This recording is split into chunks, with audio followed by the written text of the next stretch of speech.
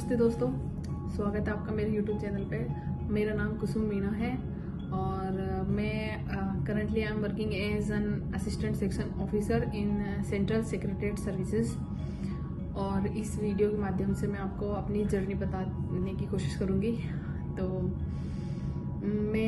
मेरा जन्म राजस्थान में हुआ और मेरी प्रारंभिक शिक्षा भी राजस्थान में हुई और 12वीं तक मैंने पढ़ाई अपने स्थानीय सरकारी स्कूल में ही की थी। फिर उसके बाद हमारे यहाँ जनरली लड़कियाँ रेगुलर कॉलेज नहीं जाती थी उस समय पर, जब मैं कॉलेज में थी। और तो हमारी पढ़ाई छुड़ाने की लगभग घर पे बात चल रही थी, बट फिर मेरे भैया ने बोला कि नहीं, ये प्राइवेट कॉलेज कर लेंगी। तो फिर हमने प्राइवेट कॉलेज की थी और आफ्टर ग्रेजुएशन हमें कोई गाइडेंस नहीं था कि क्या करना है, कैसे करना है। बस घर पे रह के पढ़ाई कर लेती, ग्रेजुएशन हो गया था तो ऐसा कि कहने के लिए कि ग्रेजुएट हो गए, ऐसा टाइप का था। फिर हमारे उस समय हमारे परिवार में एक भैया थे जिनका सिलेक्शन कस्टम इंस्पेक्टर के पोस्ट के लिए हुआ था। तो उन्हें देखकर हम बहुत इंस्पायर हुए थे और उन्हीं को देखकर हमने एसएससी की प्रिपरेशन स्टार्ट की थी। तो when I was preparing SSC CGL, तो उसी समय पे हम राजस्थान में एलडीसी की वैकेंसी आई थी, तो मैं उसी के साथ साथ राजस्थान एलडीसी की भी तैयारी कर रही थी। क्योंकि मेरा बहुत अच्छा बैकग्राउंड नहीं रहा है, एजुकेशनल बैकग्राउंड। तो हमारे लिए I just want to be honest कि ना, सरकारी जॉब लगना ही एक सपना था। कि कोई सी भी जॉब लग जाए, सिर्फ सरकारी जॉब लग जाए, बस इतना एक सपना था एक। तो इसीलिए जो भी वैकेंसी आई उसी की प्रिपरेशन हम करने लगे। तो इसमें मेरे बड़े भैया उन्होंने मुझे बहुत सपोर्ट किया। हम 3 भाई बहन हैं। बड़े मेरे भैया हैं, एक दीदी है और सबसे छोटी मैं हूँ। और मेरे जो पापा है वो किसान हैं और मम्मी होम मेकर है। मेरे मम्मी पापा दोनों ही पढ़े लिखे नहीं हैं, पर फिर भी उन्होंने हमें बहुत अच्छी परवरिश दी है, जिसके लिए मैं लाइफ टाइम उनकी थैंकफुल रहूँगी। और फिर जब मैंने राजस्थान एलडीसी की प्रिपरेशन स्टार्ट की थी, तो मेरा चयन उसी वैकेंसी में एलडीसी के पोस्ट के लिए हुआ था। और उस वैकेंसी में मुझे होम डिस्ट्रिक्ट में ही, होम तहसील में, मेरे घर के बहुत पास ही स्कूल में एलडीसी की पोस्ट पे मुझे पोस्टिंग मिली थी। और उस पोस्ट पर रहते हुए मैंने 1.5 साल कार्य किया था। और उस 1.5 साल के दौरान मैं एसएससी सीजीएल के लिए भी पढ़ रही थी, कंटिन्यूसली पढ़ रही थी। और वो जर्नी मेरे लिए बहुत अच्छी रही थी, क्योंकि पहली बार आप सिर्फ ऐसी जॉब के लिए सुनते हो कि गवर्नमेंट जॉब पहली बार करना। तो it was very good experience for me. And after that I was selected in SSC CGL as junior accountant. और जूनियर अकाउंटेंट की मेरी पोस्टिंग महाराष्ट्र में नागपुर शहर में आई। तो खुशी तो थी कि थोड़ा बेहतर पद पे जा रहे हैं, पर मैं बहुत ज़्यादा नर्वस थी। क्योंकि मैं कभी अपने परिवार से या फैमिली से दूर नहीं गई थी और घर से बाहर मैं कभी नहीं रही पहले। तो इसके लिए मैं बहुत नर्वस और डरी हुई थी। पर कहते हैं ना, जहाँ चाह वहाँ रहा। तो मैं चले गई। और स्टार्टिंग में बहुत दिक्कतें आती है, पर जब आप बहुत सारी चीज़ें खुद से करते हो, खुद इंडिपेंडेंटली चीज़ें हैंडल करते हो, तो आप अपने आप में बहुत स्ट्रॉन्ग पर्सन बन जाते हो। तो मैंने नागपुर में जॉब करते हुए बहुत सारी चीज़ें सीखी। और मैंने पहली बार अकेले ट्रैवलिंग भी वहीं से की थी। तो वहीं पे मेरे बहुत अच्छे दोस्त बने जो हमेशा सपोर्टिव रहे। और वो भी घर से बाहर ही थे, तो हम सब एक दूसरे का अच्छे से ध्यान रखते थे। और वहीं पे मैंने कंटिन्यूसली मैं एसएससी की प्रिपरेशन कर रही थी। मैं through out my all journey मेरे एक स्ट्रॉन्ग पिलर रहे मेरे भैया, जो हमेशा हर चीज़ में साथ थे। और he is the only guide for me. क्योंकि भैया ही हमको हमेशा हर चीज़ के लिए गाइड किए हैं, करते हैं।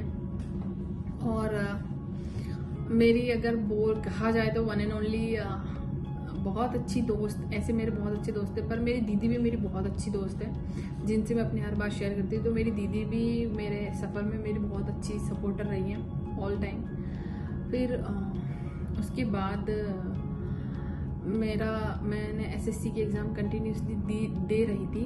फिर उसके बाद मेरा सिलेक्शन जो है वो SSC CGL के through he assistant section officer in central secretariat services में हुआ और मैं बहुत खुश थी और नर्वसनेस भी थी क्योंकि CSS जो है इसकी पोस्टिंग ऑल टाइम आप दिल्ली में ही रहते हो।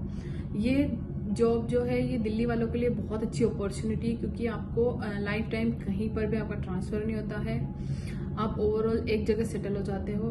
पर जो आउट ऑफ दिल्ली है, जो कभी दिल्ली नहीं रहे, मैं SSC CGL के DV के टाइम पर ही दिल्ली आई, इससे पहले मैं कभी दिल्ली नहीं आई थी। तो और दिल्ली शहर में रहना अपने आप में एक चुनौती है, तो इसके लिए मैं नर्वस थी कि दिल्ली में कैसे चीज़ें हैंडल होंगी और बाकी चीज़ें।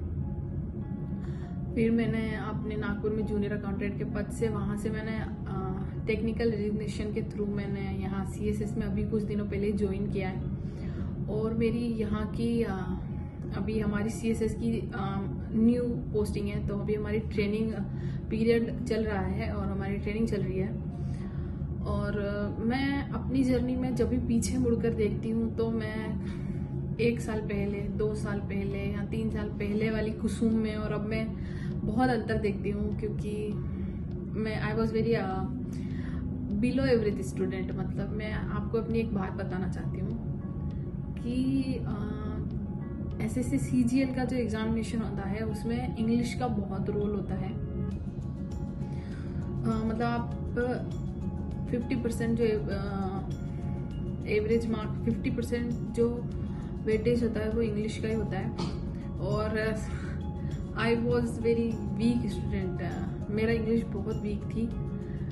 तो मतलब जब मैंने प्रिपरेशन शुरू की थी तो 200 मार्क्स की इंग्लिश का जब मैं मॉक टेस्ट लगाती थी तो मेरे 200 में से सिर्फ 80 to 90 मार्क्स आते थे, तो मैं बहुत परेशान रहती थी। एक बार एक सर ने मुझे कहा भी था कि बेटा तू मैथ्स में ठीक ठाक ले आती है पर बिना इंग्लिश के SSC CGL करना इट्स नॉट पॉसिबल, तो तुम रहने दो, तुम किसी और एग्ज़ाम के लिए पढ़ लो। तो वो सर ने बात बोली तो कई बच्चों की बात बुरी लग जाती, पर उस चीज़ को मैंने एज मोटिवेशनल लिया था कि मैं इंग्लिश सीख के रहूँगी।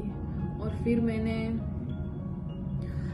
यूट्यूब पे वीडियो सर्च किए कि इंग्लिश को कैसे ठीक किया जा सकता है, कॉम्पिटिटिव एग्ज़ाम के लिए इंग्लिश कैसे पढ़ें। तो उसमें मुझे पता चला कि NCERT की जो बुक्स होती हैं, अगर आपका इंग्लिश का लेवल और बहुत ख़राब है तो आप और छोटी क्लासेस से स्टार्ट कर सकते हैं। तो मैंने 5th या 6th क्लास से शुरू की थी।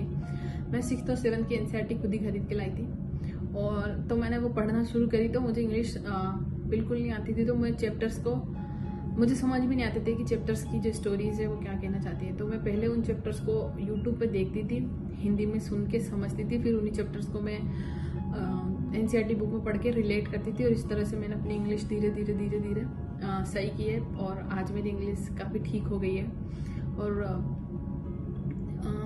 ऐसे एक कहावत है कि कौन कहता है आसमां में सुराग नहीं होता, एक पत्थर तो अच्छे से उछालिए जनाब। तो ऐसा ही है कि अगर आप किसी भी सब्जेक्ट में वीक है, मैथ में, इंग्लिश में, तो अगर आप जेन्युइनली उसकी 0 से भी प्रिपरेशन करेंगे तो टाइम लगेगा नो डाउट, बट आप कर लेंगे।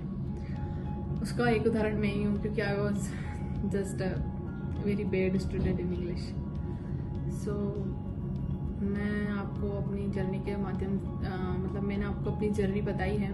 आई होप आप इससे मोटिवेट होंगे और आई होप आपको पसंद आएगी। एक बात जो मुझे अभी भी याद आती है वो मैं आपके साथ शेयर करना चाहूँगी कि one someone told to my brother that कि यार तेरी बहन बहुत अच्छी नहीं है पढ़ाई में। एक कहावत है कि लंगड़े घोड़े पे पैसे लगाना, बेट लगाना। तो मेरे भाई को किसी ने बोला था कि तेरी बहनें नहीं कर पाएंगी, ये बहुत अच्छी नहीं है पढ़ाई में। But my brother has faith कि नहीं यार मेरी बहनें हैं, थोड़ा स्लो लर्नर है बट दे कैन डू। तो बस वो ऐसा विश्वास आपके अंदर होना चाहिए कि आप कर सकते हो। आपको पता होना चाहिए कि that you are doing right things. मतलब हर टाइप के स्टूडेंट्स होते हैं, कोई स्लो कोई फास्ट लर्नर होता है, बट आप अपने रास्ते पे बने रहिए और एक दिन आप एक बेहतर व्यक्तित्व और एक बेहतर इंसान बनेंगे। तो मैं बस यही कहना चाहती हूँ कि पढ़ते रहिए, मोटिवेटेड रहिए और लाइफ में पढ़ाई ही नहीं, आप जो भी कर रहे हैं उसको सच्चे मन से करते रहिए। एंड आई प्रॉमिस कि आप लोग one day you will be very successful person. तो बस आई होप आपको मेरी वीडियो पसंद आए। Thank you so much for watching. जय हिंद।